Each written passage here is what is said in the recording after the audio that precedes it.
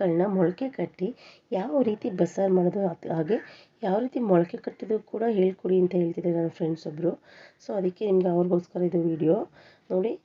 ಒಂದು 2.5 ಕಪ್ಪಷ್ಟು ಹುರುಳಿಕಾಳನ್ನ ಒಂದು ನೈಟ್ ಫುಲ್ಲು ನೆನೆಸಿಟ್ಟು ಈ ರೀತಿ ನೀರೆಲ್ಲ ಸೋಸ್ಕೊಂಡು ನೀಟಾಗಿ ತೊಳೆದು ಈ ರೀತಿ ತೂತಿರುತ್ತಲ್ವ ಆ ಥರ ಬೇಸನ್ನಲ್ಲಿ ಹಾಕಿ ಮಿನಿಮಮ್ 12 ಅವರ್ಸ್ ಆದರೂ ಬಿಟ್ಬಿಟ್ಟು ಮುಚ್ಚಿಟ್ಬಿಟ್ರೆ ನೋಡಿ ಎಷ್ಟು ಚೆನ್ನಾಗಿ ಬಂದಿದೆ. ಆಲ್ರೆಡಿ ಒಂದು ಮಿನಿಮಮ್ 12 to 15 ಅವರ್ಸ್ ಈ ರೀತಿ ಒಂದು ಫುಲ್ಲು ಟೈಟಾಗಿ ಒಂದು ಪ್ಲೇಟ್ ಮುಚ್ಚಿಬಿಟ್ರೆ ನೋಡಿ ಈ ರೀತಿ ಚೆನ್ನಾಗಿ ಒಳ್ಳೆ ಮೊಳಕೆ ಬರುತ್ತೆ. ಒಂದೇ ದಿನ ಸಾಕು ಫ್ರೆಂಡ್ಸ್.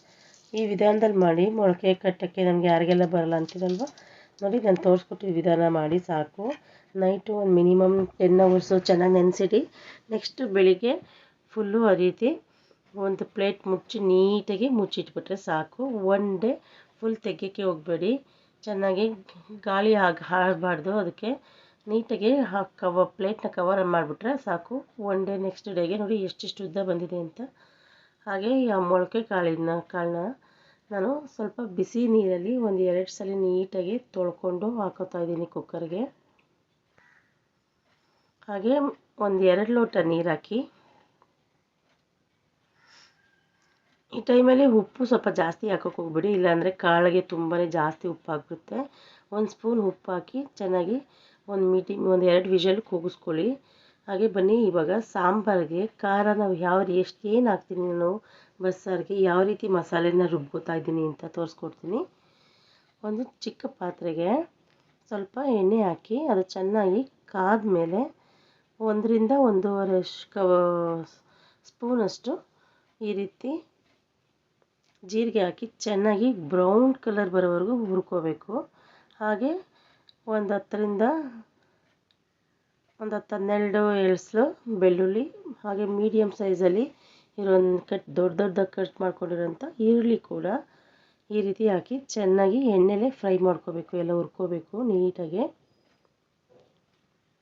ಅದಾದಮೇಲೆ 1-2 ಟೊಮೊಟೊ ಕೂಡ ಇದೇ ರೀತಿ ದಪ್ಪಗೆ ಹೆಚ್ಕೊಂಡು ಅದನ್ನು ಕೂಡ ನಾವು ಒಗ್ಗರಣೆಯಲ್ಲಿ ಹುರ್ಕೋಬೇಕು, ಎಣ್ಣೆಯಲ್ಲಿ ಸ್ವಲ್ಪ ಬಾಡಿಸ್ಕೋಬೇಕು. ದಪ್ಪಗೆ ಹೆಚ್ಕೊಂಡು ಮಾಡ್ಕೊಳ್ಳಿ, ಯಾಕೆಂದರೆ ಅದನ್ನು ಮತ್ತೆ ನಾವು ಗ್ರೈಂಡ್ ಮಾಡ್ಕೋತೀವಿ ನೀಟಾಗಿ. ಅದಾದಮೇಲೆ ಸ್ವಲ್ಪ ಹುಣಸೆಹಣ್ಣು ಕೂಡ ಇಟ್ಕೋಬೇಕು.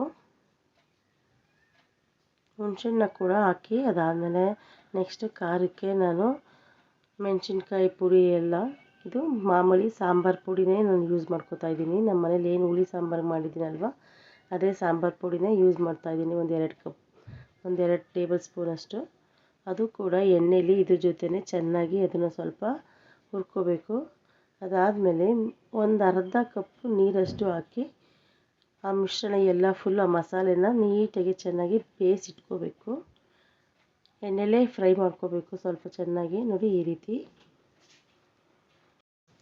ನೋಡಿ ಚೆನ್ನಾಗಿ ಹುರ್ಕೊಂಡಾದ್ಮೇಲೆ ಒಂದು 10 ನಿಮಿಷ ತಣ್ಣಗೆ ಆದಮೇಲೆ ಮಿಕ್ಸಿಗೆ ಹಾಕ್ಕೋಬೇಕು. ನಾನು ಆಲ್ರೆಡಿ ಕೆಲವು ವೀಡಿಯೋದಲ್ಲಿ ಹೇಳಿದ್ದೀನಿ, ಸ್ವಲ್ಪ ಬಿಸಿ ಇದ್ದಂಗೆ ಹಾಕಿದ್ರೆ ಮಿಕ್ಸಿ ಅದೆಲ್ಲ ಹಾರುತ್ತೆ, ಖಾರ ಎಲ್ಲ ಚೆಲ್ಲೋಗ್ಬಿಡುತ್ತೆ. ಹಾಗೆ ನೋಡಿ ಎಲ್ಲ ಫುಲ್ಲು ಹಾಕಿ ಇದಕ್ಕೆ ನಮಗೆ 1 ಕಪ್ಪಷ್ಟು ಹಸಿ ಕಾಯಿ ತುರಿ ಬೇಕಾಗುತ್ತೆ ಸಾಂಬಾರಿಗೆ. ಮೀಡಿಯಮ್ 1 ಕಪ್ಪಷ್ಟು ಸಾಕು. ಹಾಗೆ ಇವಾಗ ಮತ್ತೆ ನಾನು ಒಂದು ಮೀಡಿಯಮ್ ಸೈಜ್ ಒಂದು ದೊಡ್ಡದು ಈರುಳ್ಳಿ ಕೂಡ ಹಾಕ್ಕೊಂಡಿದ್ದೀನಿ ಕಟ್ ಮಾಡಿ, ಮತ್ತು ಸ್ವಲ್ಪ ಕೊತ್ತಂಬರಿ ಸೊಪ್ಪು ಕೂಡ.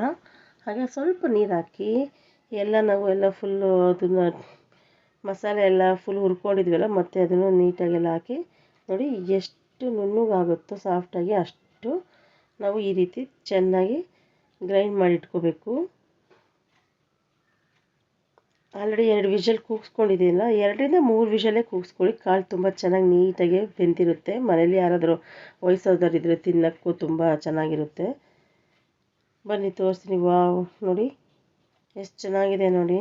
ಬನ್ನಿ ಒಂದು ನ್ಯಾಚುರಲ್ ಆ ಕಲರ್, ಆ ಬೇಳೆ ಕಟ್ಟಿ ಎಷ್ಟು ಚೆನ್ನಾಗಿ ಬಿಟ್ಟಿದೆ ಕಲರು ಅಂತ ತೋರಿಸ್ತೀನಿ ನೋಡಿ. ನೋಡಿದ್ರಲ್ಲ, ಎಲ್ಲ ಕಾಫಿನೋ ಟೀನೋ ಅಂತ ಅನಿಸ್ತಾ ತಾನೆ. ತುಂಬಾ ಚೆನ್ನಾಗಿರುತ್ತೆ. ಇದು ಮಾಡ್ಕೊಳ್ಳಿ. ವಾರಕ್ಕೆ ಅಥವಾ 15 ದಿವಸಕ್ಕೆ ಒಂದ್ಸಲಿ ನಾನು ಮೊಳಕೆ ಕಟ್ಟಿದ್ದನ್ನ ಸಾಂಬಾರಂತೂ ಮಾಡೇ ಮಾಡ್ತೀನಿ. ನಮ್ಮ ದೇಹಕ್ಕೆ ತುಂಬಾ ತಂಪು ಕೂಡ ಮೊಳಕೆ ಕಾಳು, ಮತ್ತು ಒಂದೊಳ್ಳೆ ಆರೋಗ್ಯಕರವಾದಂಥ ಸಾಂಬಾರು, ಪಲ್ಯ ಕೂಡ, ಸಲಾಡ್ ಕೂಡ ಮಾಡ್ಕೋಬೋದು. ನೋಡಿ ನಾನು ಆಡಿಸಿದಂಥ ಸಾಂಬಾರನ್ನ ಮಸಾಲೆ ಎಲ್ಲ ಫುಲ್ ಅದಕ್ಕೆ ಮಿಕ್ಸ್ ಮಾಡ್ಕೊತಾ ಇದ್ದೀನಿ. ಈ ಟೈಮಲ್ಲಿ ನಾವು ಸ್ವಲ್ಪ ಉಪ್ಪು ಕೂಡ ಹಾಕ್ಕೋಬೇಕಾಗುತ್ತೆ, ನೋಡಿಬಿಟ್ಟು ಹಾಕ್ಕೊಳ್ಳಿ. ಆಲ್ರೆಡಿ ನಾನು ಸಾಂಬಾರಿಗೆ ಹಾಕಿರ್ತೀನಿ, ಕಾಳಿಗೆ ಹಾಕಿದ್ದೀವಲ್ವ ಕೂಗಿಸ್ಕೋಬೇಕಾದ್ರೆ. ನೋಡಿ ವಾವ್, ಆ ಕಲರ್ ನೋಡ್ರಿ, orange colour, natural brown colour ಬೇಳೆಕಟ್ಟು ಜೊತೆ. ವಾರೆ ವಾ, ಒಳ್ಳೆ ಸೂಪರ್ ಆಗಿರೋ, ಟೇಸ್ಟಿ ಆಗಿರೋ, ಹೆಲ್ದಿ ಆಗಿರೋ ಮೊಳಕೆ ಕಾಳಿನ ಬಸ್ಸಾರು ರೆಡಿಯಾಗಿದೆ. ಇದಕ್ಕೆ ಒಂದೊಂದು ಅರ್ಧ ಸ್ಪೂನಷ್ಟು ನಾನು ಈ ಟೈಮಲ್ಲಿ ಸ್ವಲ್ಪ ಉಪ್ಪು ಸ್ವಲ್ಪ ಕಮ್ಮಿ ಅನಿಸಿದ್ರೆ ನೋಡಿಬಿಟ್ಟು ಹಾಕ್ಕೋಬೇಕಾಗುತ್ತೆ ನೀವು. ಆಲ್ರೆಡಿ ನಾವು ಕಾಳಿಗೆ ಹಾಕಿರ್ತೀವಿ, ನನಗೆ ಸ್ವಲ್ಪ ಇನ್ನೊಂದು ಅರ್ಧ ಸ್ಪೂನಷ್ಟು ಬೇಕು ಅನ್ನಿಸ್ತು, ಸೊ ಆ್ಯಡ್ ಮಾಡ್ತಾಯಿದ್ದೀನಿ. ಅದಾದಮೇಲೆ ಮಾಮೂಲಿ ನಾರ್ಮಲಾಗಿ ಒಂದು ಎಣ್ಣೆಗೆ ಸ್ವಲ್ಪ ಬೆಳ್ಳುಳ್ಳಿ, ಕರಿಬೇವಿನ ಸೊಪ್ಪು, ಒಣಮೆಣ್ಸಿನ್ಕಾಯಿ ಕೂಡ ಹಾಕಿ ಒಂದು ಒಗ್ಗರಣೆ ಹಾಕಿ ಒಂದು ಒಗ್ಗರಣೆ ಮಿಕ್ಸ್ ಮಾಡಿಬಿಡಿ ಸಾಂಬಾರಿಗೆ. ಸೊ ಸಾಂಬಾರು ರೆಡಿ ಆಯಿತು. ಸಾಂಬಾರು ಸೈಡಲ್ಲಿ ಇಟ್ಕೊಳ್ಳೋಣ ಕೆಳಗಡೆ. ನೆಕ್ಸ್ಟ್ ನಮಗೆ ಪಲ್ಯ ಇತ್ತಲ್ವ ಕಾಳು, ಅದಕ್ಕೆ ಒಗ್ಗರಣೆ ಹಾಕ್ಕೊಳ್ಳೋಣ. ಸ್ವಲ್ಪ ಎಣ್ಣೆ ಹಾಕಿ, ಹಾಗೆಯೇ ಎಣ್ಣೆ ಚೆನ್ನಾಗಿ ಕಾದ ಮೇಲೆ ಸ್ವಲ್ಪ ಜೀರಿಗೆ ಹಾಕ್ಕೊಳ್ಳಿ, ಸಾಸಿವೆ ಹಾಕಿ. ಅದಾದಮೇಲೆ ಒಂದು ಸ್ವಲ್ಪ ಕರಿಬೇವಿನ ಸೊಪ್ಪು ಕೂಡ ಹಾಕ್ತಾಯಿದ್ದೀನಿ. ಹಾಗೆ 2ರಿಂದ 3 ಒಣಮೆಣಸಿನ್ಕಾಯಿ ಕೂಡ ಹಾಕ್ಕೊಳ್ಳಿ.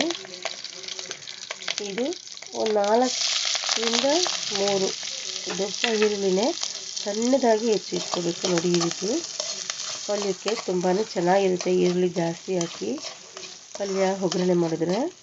ಅದಾದಮೇಲೆ ಇದು ಚೆನ್ನಾಗಿ ನೋಡಿ ಬ್ರೌನ್ ಕಲರ್ ಬರೋವರೆಗೂ ಈ ರೀತಿ ಹುರ್ಕೊಂಡು ಆ ಕಾಳನ್ನೆಲ್ಲ ಮಿಕ್ಸ್ ಮಾಡ್ಕೋಬೇಕು ಒಗ್ಗರಣೆಗೆ. ವಾವ್, ಮೊಳಕೆ ಕಾಳು ಬಸ್ಸಾರು ಪಲ್ಯ ರೆಡಿ. ಇದು ಆಪ್ಷನಲ್ಲು, ನಿಮಗೆ ಯಾರಿಗೆಲ್ಲ ಕಾಯಿ ಇಷ್ಟ ಇಲ್ಲ ಅಂದರೆ ಬೇಕಿದ್ರೆ ಕಾಯಿ ಏನು ಆ್ಯಡ್ ಮಾಡ್ಕೋಬೇಡಿ.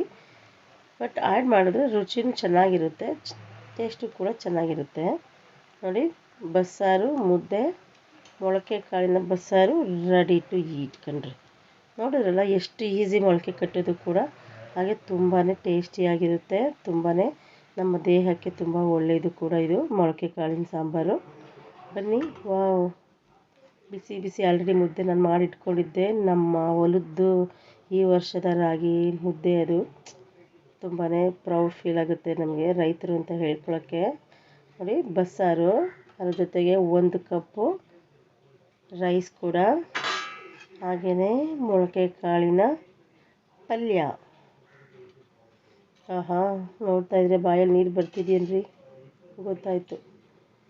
ನೋಡಿ, ಯಾವಾಗಲೂ ನಾನು ಬಸ್ಸಾರು ಮಾಡಿದ್ರೆ ಒಂದು ಸ್ವಲ್ಪ ನಿಂಬೆಹಣ್ಣು ಕೂಡ ಯೂಸ್ ಮಾಡ್ತೀನಿ, ಚೆನ್ನಾಗಿರುತ್ತೆ ಸಾಂಬಾರಿಗೆ. 1-2 ತೊಟ್ಟು ಹಾಕಿ ಟೇಸ್ಟ್ ಮಾಡಿ ನೋಡಿ ಅವಾಗ.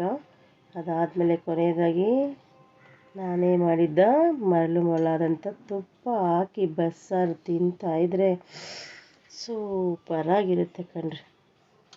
ಇದ್ರ ಮುಂದೆ ಯಾವುದೇ ಅಡುಗೆ ಕೂಡ ನಿಲ್ಲು, ಯಾವ ಒಬ್ಬಟ್ಟು ಅಡುಗೆ ಕೂಡ ಇದ್ರ ಮುಂದೆ ನಿಲ್ಲು. ಆ ಒಬ್ಬಟ್ಟು ಸಾಂಬಾರಿಗಿಂತ ತುಂಬಾ ಟೇಸ್ಟ್ ಇರುತ್ತೆ. ಈ ಸಾಂಬಾರಂತೂ 1ರಿಂದ 2 ದಿನ ನೆಕ್ಸ್ಟ್ ಡೇಗೆ ಸ್ವಲ್ಪ ಕುದಿಸಿ ಇಡ್ತಾಯಿದ್ರೆ ಅದರ ರುಚಿ ಇನ್ನೂ ಜಾಸ್ತಿ ಹೆಚ್ಚುತ್ತೆ ಹೊರತು ಕಮ್ಮಿ ಅಂತೂ ಆಗಲ್ಲ ಕಣ್ರಿ. ನೋಡಿದ್ರಲ್ಲ ಎಷ್ಟು ಈಸಿಯಾಗಿ ಮೊಳಕೆ ಯಾವ ರೀತಿ ಕಟ್ಟಬೇಕು, ಮೊಳಕೆ ಸಾಂಬಾರು ಬಸ್ಸಾರು ಯಾವ ರೀತಿ ಮಾಡೋದು ಅಂತ ಸ್ಟೆಪ್ ಬೈ ಸ್ಟೆಪ್ ಎಲ್ಲ ಹೇಳ್ಕೊಟ್ಟಿದ್ದೀನಿ. ಇನ್ಯಾಕೆ ತಡ, ಈ ವೀಕೆಂಡಲ್ಲಿ ನೋಡ್ಕೊಳ್ಳಿ, ಮಾಡ್ಕೊಳ್ಳಿ, ನಿಮ್ಮ ಮನೇಲಿ ನೀವೇ ಮಾಡ್ಕೊಳ್ಳಿ. ಹೇಗೆ ಬಂತು ಅಂತ ಕಾಮೆಂಟ್ ಮುಖಾಂತರ ನನಗೆ ತಿಳಿಸಿ. Okay, thank you so much. ನೀವು ಯಾರೆಲ್ಲ ಸಬ್ಸ್ಕ್ರೈಬ್ ಮಾಡಿಲ್ಲ, ಸಬ್ಸ್ಕ್ರೈಬ್ ಮಾಡಿ, ಲೈಕ್ ಮಾಡಿ, ಶೇರ್ ಮಾಡಿ.